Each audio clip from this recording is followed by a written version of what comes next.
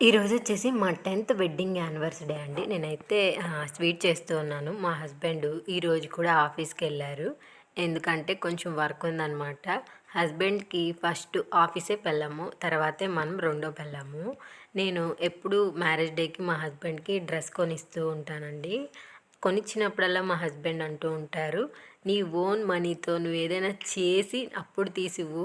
నేను వేసిన నీ పాకెట్ మనీతో తీయిచ్చేది కాదు" అంటా ఉంటారనమాట. అయినా సరే నేను పట్టించుకోకుండా ఏదో ఒకటి ఇయర్లీ అయితే డ్రెస్సే కొంటానండి. అంతకంటే బడ్జెట్ ఉండదు మన దగ్గర.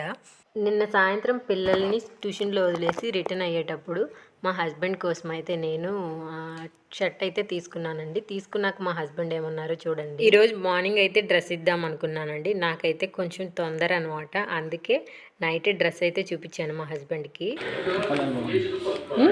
ఇంత కష్టం పెట్టావా?